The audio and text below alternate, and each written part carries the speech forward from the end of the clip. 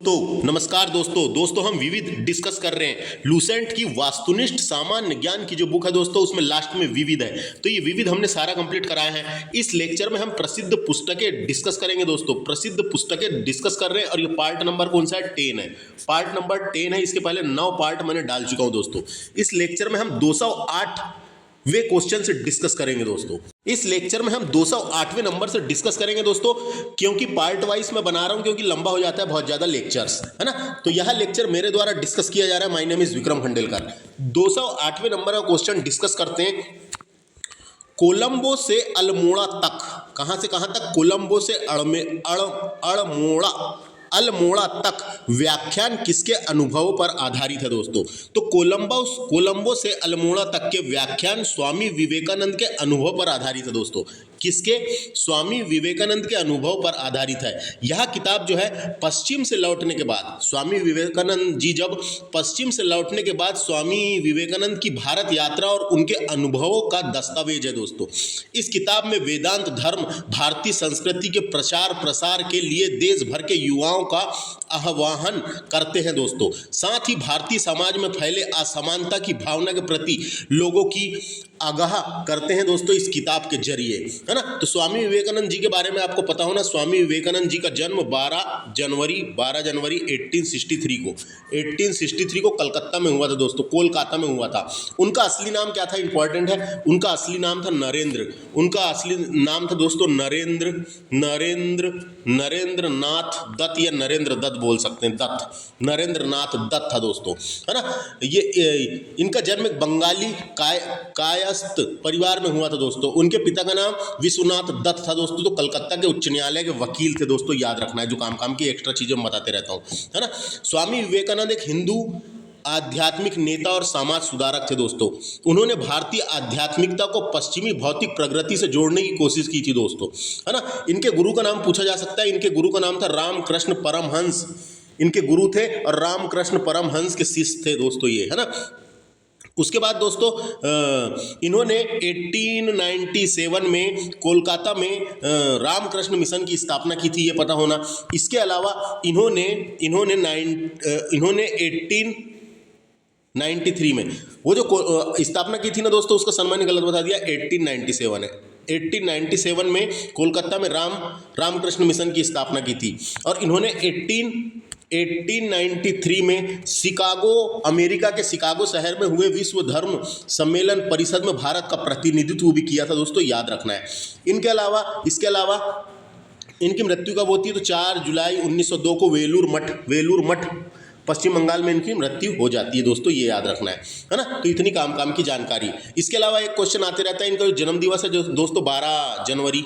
भारत सरकार ने क्या किया? 1984 को हिंदू भिक्षु स्वामी विवेकानंद के जन्म दिवस को राष्ट्रीय युवा दिवस के रूप में मनाने की घोषणा कर दी दोस्तों। उसके बाद 12 जनवरी 1985 से हर साल 12 जनवरी को राष्ट्रीय युवा दिवस मनाया जाता है। इनके जन्म दिवस के उपलक्ष्य में मनाया जाता है, ये याद रख सकते हैं।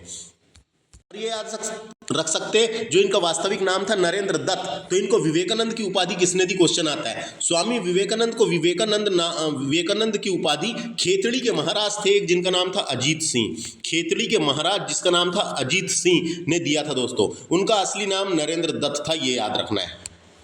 समझ में आया कि दोस्तों विवेकानंद की उपाधि किसने दी पूछेगा तो अजीत सिंह राजा, खेतड़ी के राजा अजीत सिंह ने दी थी विवेकानंद की उपाधि, है ना। तो ये पता रहना चाहिए। तो इतना समझ में आ गया, काम की चीज मैंने बताया। अब अपन चलते हैं नेक्स्ट क्वेश्चन की ओर। नेक्स्ट क्वेश्चन है विंग्स ऑफ फायर के लेखक कौन है? विंग्स ऑफ फायर के लेखक कौन है? तो Wings of Fire an autobiography of APJ Abdul Kalam. APJ Abdul Kalam ji की बायोग्राफी है दोस्तों। भारत के पूर्व राष्ट्रपति एपीजे अब्दुल कलाम की आत्मकथा है ये। इसके सह लेखक कौन थे, या पता होना इसको अपने को। इसके सह लेखक कौन थे? उनका नाम था अरुण तिवारी, यही पता रहना चाहिए। इनके सह लेखक कौन थे? तो अरुण तिवारी थे। अब्दुल कलाम ने बचपन से लेके 1999 तक के जीवन सफर के बारे में इस बुक में बताया है दोस्तों। ये सबसे पहले अंग्रेजी भाषा में प्रकाशित हुई थी, है ना। उसके बाद में ये विश्व की 13 भाषाओं में इसका अनुवाद हुआ दोस्तों, है ना, और कई प्रकार की भाषा में अनुवाद हुआ, 13 भाषाओं में अनुवाद हुआ। तो डायरेक्ट क्वेश्चन आता है, विंग्स ऑफ फायर के लेखक कौन है, या विंग्स ऑफ फायर किसकी आत्मकथा है? तो डॉक्टर APJ अब्दुल कलाम की आत्मकथा है दोस्तों। अपन ने इधर पढ़े थे, देखो इनकी एक और आत्मकथा है, my journey transforming dream into action. ये भी APJ अब्दुल कलाम जी की आत्मकथा है दोस्तों, याद रखना है ना, 2 आत्मकथा है। नेक्स्ट क्वेश्चन देखिए कौन सा बोलता है, सुम्मिलित है। तो पहले मैं इनको डिस्कस करता हूं। अ टेल ऑफ टू सिटीज, ये किसकी है दोस्तों? अ टेल ऑफ टू सिटीज जो है ये फ्रांसीसी क्रांति के पहले और दौरान पेरिस और लंदन की पृष्ठभूमि में रचित, है ना, रचित किसने लिखा है? चार्ल्स डिकेंस द्वारा लिखित एक उपन्यास है। चार्ल्स डिकेंस द्वारा लिखित एक उपन्यास है, इसका आंसर ये आएगा, यानी चार्ल्स डिकेंस द्वारा रचित एक उपन्यास है, याद रखना ये, है ना, कभी पूछा। अ टेल ऑफ टू सिटीज किसकी है? चार्ल्स डिकेंस के द्वारा। नेक्स्ट है अ सुटेबल बॉय। तो अ सुटेबल बॉय विक्रम सेठ द्वारा लिखित एक उपन्यास है, विक्रम सेठ के द्वारा लिखित एक उपन्यास है, तो इसका ये ऐसा चल जाएगा। अ सुटेबल बॉय जो है ये विक्रम सेठ के द्वारा लिखा एक उपन्यास है जो 1993 में प्रकाशित हुआ था। नेक्स्ट है a passage to India. A passage to India उपन्यास के लेखक अंग्रेजी लेखक है जिनका नाम है E.M. फोस्टर। यह उपन्यास 1924 में प्रकाशित हुआ था। फोस्टर के बेहतरीन कृतियों में से एक माना जाता है ये। इस उपन्यास में मॉडर्न लाइब्रेरी 20वीं शताब्दी में अंग्रेज साहित्य के 100 महान कार्यों में से एक चुना गया था इस बुक को। तो अ पैसेज टू इंडिया किसकी है पूछा जाएगा, तो ये है E.M. फोस्टर की। तो इसका आंसर सी सही होएगा, याद रखना है ना। तीनों के बारे में मैंने बता दिया। नेक्स्ट चलते हैं, विक्रम सेठ ने कौन सी पुस्तक लिखी है? तो the Golden gate. Vikram Seth ने कई सारी किताबें लिखी है दोस्तों, उसमें से एक का नाम है the Golden Gate, a Suitable Boy, है ना। तो गोल्डन गेट, तो द गोल्डन गेट अंग्रेजी भाषा के विख्यात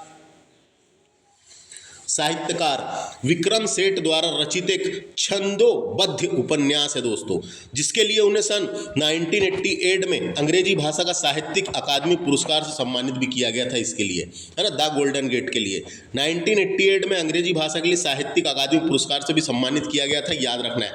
विक्रम सेठ ने द गोल्डन गेट और अ सुटेबल बॉय लिखे हैं, इंपॉर्टेंट है, पूछा जाता है। नेक्स्ट किताब है निर्वासन का उल्लेख नहीं, निर्वासन के लेखक कौन है पूछा है। तो आपको बता दूं निर्वासन के लेखक है ये, क्या नाम है इसका? तस्लीमा नसरीन की आत्मकथा है दोस्तों ये, है ना। तो आपको बता दूं तस्लीमा नसरीन भारत में अपने उपन्यास लज्जा के कारण चर्चा में आई थी दोस्तों। इनका एक और उपन्यास है जिसका नाम था लज्जा के कारण चर्चा में आई थी दोस्तों। इस उपन्यास में छुपने के बाद, इस उपन्यास में बहुत ज़्यादा उनका विरोध हुआ था। इस उपन्यास के छुपने के बाद तस्लीमा को कई तरह की बंदियों का सामना करना पड़ा था, है ना। और उसके बाद दोस्तों इन्होंने बाद में, है ना, जब बाद में निर्वासन कर दी गई थी और पश्चिम की ओर चली गई थी ना, तब उन्होंने निर्वासन नाम की किताब लिखी थी और निर्वासन नाम की किताब में उनकी आत्मकथा है। तो निर्वासन आत्मकथा मशहूर बांग्लादेशी लेखिका तस्लीमा नसरीन की है, ये याद रखना है। यह किताब मूल रूप से बांग्ला में लिखी गई थी, इसका अनुवाद अमृता बेरा ने किया था बाद में, है ना।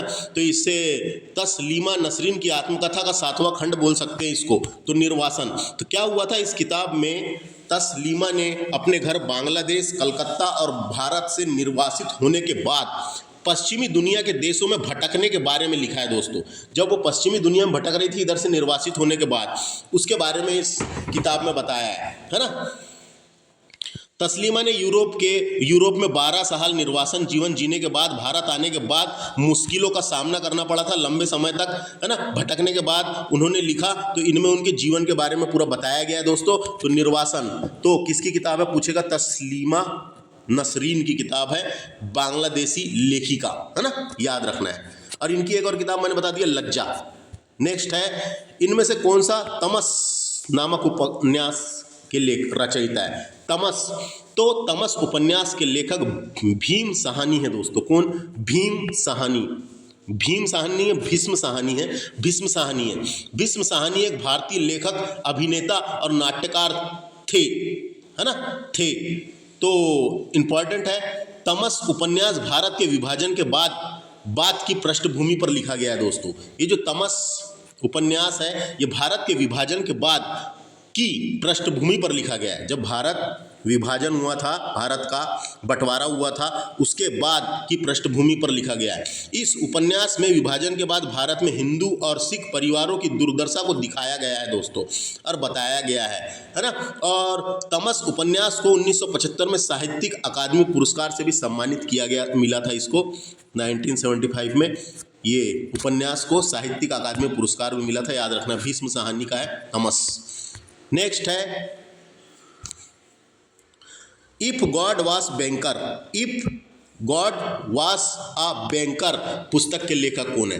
तो इट नहीं है, इफ है। इफ गॉड वॉज बैंकर किताब के लेखक Ravi Subramaniam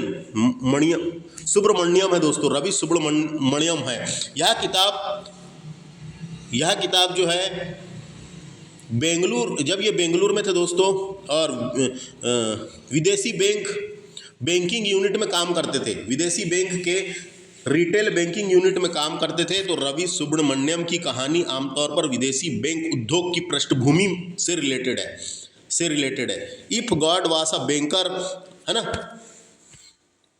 it God was a banker किसकी करके आ सकता है, पता रहना चाहिए अपने को।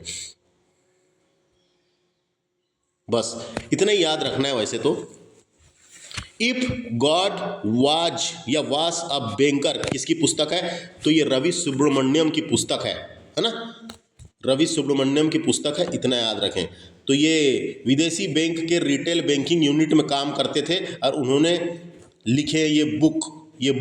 इसके अलावा इनके 2 उपन्यास है, जिसमें से एक उपन्यास का नाम ये है और एक और उपन्यास है जिसका नाम है BROUGHT, brought the monk monks Ferrari, है ना। ये भी एक उपन्यास है इनका, 2 ही उपन्यास लिखे हैं इनने। एक का नाम है if God was a banker और दूसरे का नाम है ब्रॉट द मंक फरारी, है ना। ये 2 उपन्यास है, जिसमें से यही वाला इंपॉर्टेंट है जो मैंने बताया है। जो एक्स्ट्रा चीज़ें बताता हूँ दोस्तों उसको सुन लेना है आप लोगों को, जिससे ज़्यादा जानकारी रहे। बाकी इंपॉर्टेंट आप लोग तो यहाँ पर पढ़ ही रहे हैं जो लिखा है। नेक्स्ट है, इनमें से कौन सी पुस्तक सलमान रुश्दी द्वारा नहीं लिखी गई बोला है ना, नहीं लिखी गई बोला है। क्वेश्चन क्या बोला है? नहीं लिखी गई बोला है। तो आपको बता दूं, एन एरिया ऑफ डार्कनेस नामक किताब इन्होंने नहीं लिखी है। ये किताब किसने लिखी है? एन एरिया ऑफ डार्कनेस किताब के लेखक VS न्यायपाल है दोस्तों। VS न्यायपाल है, जो 1964 में प्रकाशित हुई थी। यह एक उनका यात्रा वृत्तांत है जो 1960 के दशक की शुरुआत में भारत की यात्रा का वर्णन करता है। यह किताब न्यायपाल की भारतीय यात्रा की किताब है, भारत आए हुए यात्रा की किताब है। उसमें सब बताया गया है कैसा क्या हुआ था करके। तो समझ में आ गया, ये आंसर हो जाएगा इसका बी। ये आंसर हो जाएगा इसका बी, है ना, ये आंसर हो जाएगा इसका बी। बाकी ये जो किताब 3 लिखी हुई है ये सलमान रुश्दी की किताब है। जैसे कि सेम किसकी किताब है, इंपॉर्टेंट है, पता रहना चाहिए। मिडनाइट चिल्ड्रन किसकी है, पता रहना चाहिए। द सैटनिक वर्सेज किसकी है, ये पता रहना चाहिए। ये तीनों किताब किसकी है, सलमान रुश्दी की है, याद रखना है। नेक्स्ट है, अबुल फजल ने क्या लिखा है, पूछा है। अबुल नहीं है, अबुल है क्या? अबुल फजल ने क्या लिखा है? तो दोस्तों अबुल फजल ने अकबरनामा और आईने अकबरी लिखा है दोस्तों। अकबरनामा और आईने अकबरी लिखा है, याद रखना है। एक तो अकबरनामा लिखा है और आईने अकबरी जैसी प्रसिद्ध किताबें लिखी हैं दोस्तों। अकबरनामा जो बुक है दोस्तों, इसमें तीसरे मुगल बादशाह अकबर के शासनकाल का आधिकारिक इतिहास बताता है हमको। इसे अबुल फजल ने लिखा है ना। अबुल फजल कौन था? तो अबुल फजल अकबर के 9 रत्नों में से एक था। उन्होंने अकबरनामा लिखी है दोस्तों। अकबरनामा का ही एक खंड है जिसका नाम है आईने अकबरी, है ना, आईने अकबरी। तो अकबर के शासनकाल के दौरान साम्राज्य के प्रशासन के बारे में बताया है किसमें? आईने अकबरी में। साम्राज्य के प्रशासन के बारे में बताया है आईने अकबरी में, जिस किताब के 3 खंड है दोस्तों। आईने अकबरी किताब के 3 खंड है ना। तीसरा खंड जो है उसके लेखक और वंश और जीवन का विवरण दिया गया है उसमें। तो ये समझ में आया क्या? उस किताब आईने अकबरी किताब के 3 खंड है।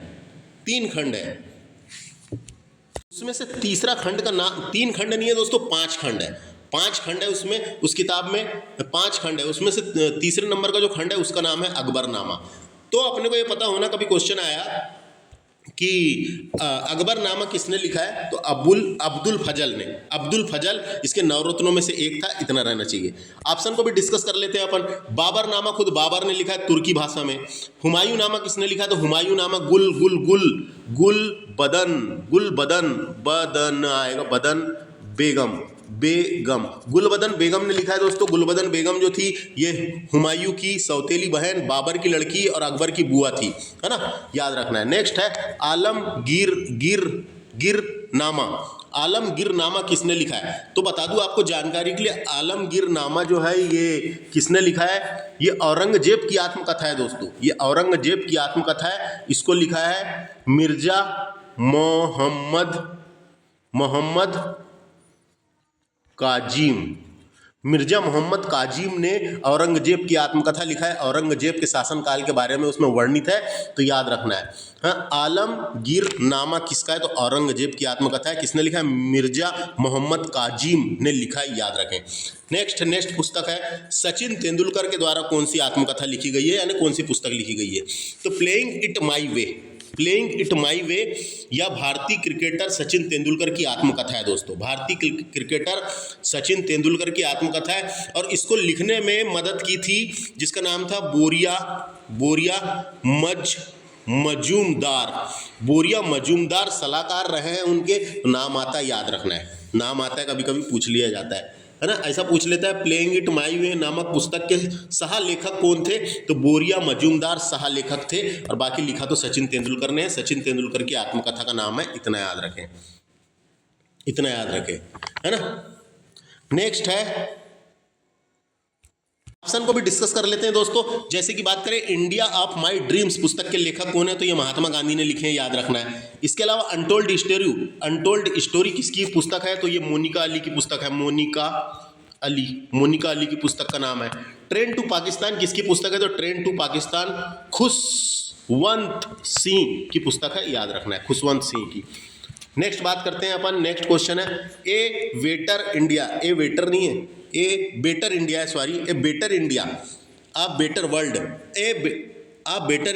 बेटर वर्ल्ड किताब के लेखक NR नारायण मूर्ति है। NR नारायण मूर्ति इंपॉर्टेंट है ना, NR नारायण मूर्ति भारत के प्रसिद्ध सॉफ्टवेयर कंपनी इन्फोसिस के सह संस्थापक हैं दोस्तों। उन्होंने साल 1981 में बेंगलुरु में इन्फोसिस की स्थापना की थी, और वो 2002 तक कंपनी के CEO रहे हैं। उसके बाद अगले दशक में अध्यक्ष भी बने उस कंपनी के। तो अपने को तो ये पता होना, a better India a better world किताब में NR नारायण मूर्ति ने 38 भाषणों का संग्रह है, जो उन्होंने भाषण दिया था दोस्तों, उस भाषणों का संग्रह है। इस किताब में उन्होंने बताया है कि कैसे अच्छे मूल्यों और नेतृत्व से आबादी के बीच अंतर को कम किया जा सकता है।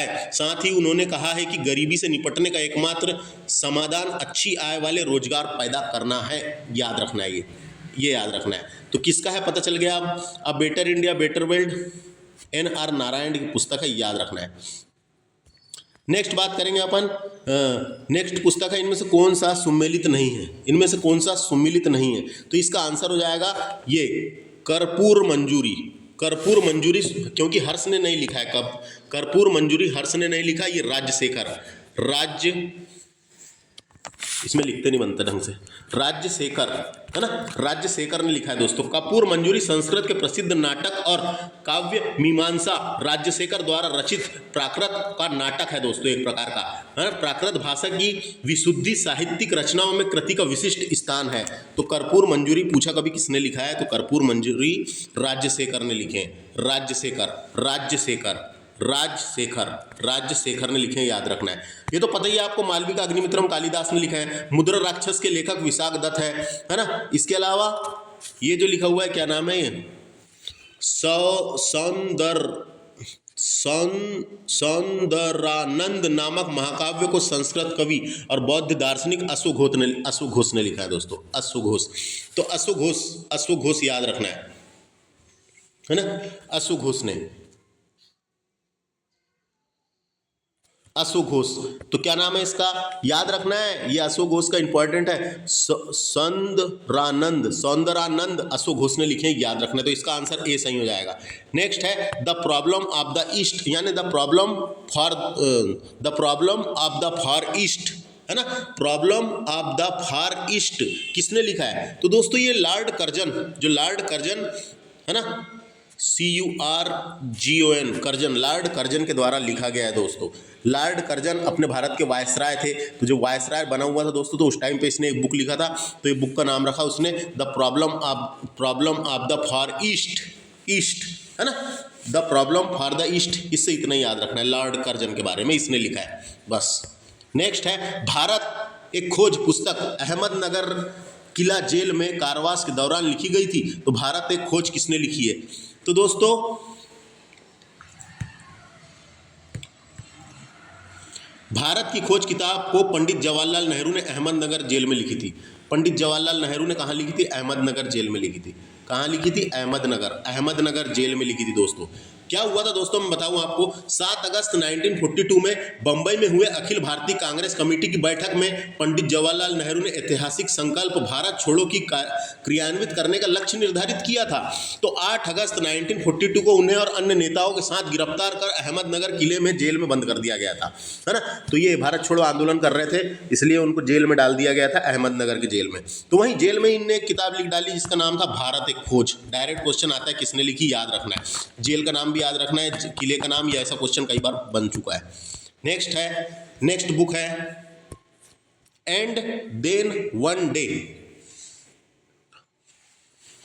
And then one day a memory. किताब बॉलीवुड के जाने माने अभिनेता नसरुद्दीन शाह की है दोस्तों। किसकी है ये? नसरुद्दीन शाह की किताब है। यह किताब साल 2014 में प्रकाशित हुई थी। इस किताब में नसरुद्दीन शाह ने अपने बचपन, अभिनेता के रूप में संघर्ष और निजी जीवन से जुड़ी बातें बताई है दोस्तों। नसरुद्दीन शाह को तो आप जानते ही है ना, बस। नेक्स्ट है one life is not enough, one life is not enough किसने लिखा है? One life is not enough पुस्तक जो है पूर्व विदेश मंत्री कुंवर नटवर सिंह की आत्मकथा है। नटवर सिंह की आत्मकथा है। तो पूर्व विदेश मंत्री रह चुके हैं कुंवर नटवर सिंह की आत्मकथा है। इस पुस्तक में राजनेता और नौकरशाह के रूप में कुंवर नटवर सिंह के कैरियर के बारे में बताया गया है। यह दिल्ली के राजनीतिक हाल में उनके अनुभवों के बारे में भी बताया गया है इसमें। और क्या बताया गया है इसमें? सोनिया गांधी के प्रधानमंत्री पद के उम्मीदवार के रूप में वापसी सहित कई घटनाओं का रिकॉर्ड सेट किया गया है इनने इस किताब में। तो याद रखना, ये क्या नाम है बुक का? One life is not enough. विदेश मंत्री रहे नटवर सिंह की आत्मकथा है, याद रखना है। The man who divided India, the man who divided India and inside into Jinnah leadership and its aftermaths, है ना। ये किताब के लेखक है रफीक जकारिया ने लिखा ये किताब। रफीक जकारिया ने लिखा है दोस्तों। रफीक जकारिया एक भारतीय राजनीतिज्ञ और इस्लामी धार्मिक मौलवी थे दोस्तों। वे भारतीय स्वतंत्रता आंदोलन और भारतीय राष्ट्रीय कांग्रेस पार्टी के निकट से जुड़े हुए थे। पारंपरिक इस्लाम की वकालत के लिए जाने जाते हैं दोस्तों, ये जाने जाते हैं। तो उन्होंने ये लिखी थी ये किताब और बताया था a man who divide India, है ना। The man who divide India and inside into Jinnah leadership and it's after maths, ये पूरी बुक का नाम है। ये रफीक जकारिया ने लिखी है बुक, याद रखना है। इस तरीके से मैंने धमाकेदार तरीके से इतना डिस्कस किया। अब नेक्स्ट लेक्चर में हम इधर का डिस्कस करेंगे 225वें से। लगा कैसा लेक्चर? कमेंट करके बता सकते हैं। थैंक्स फॉर वॉचिंग, नमस्ते।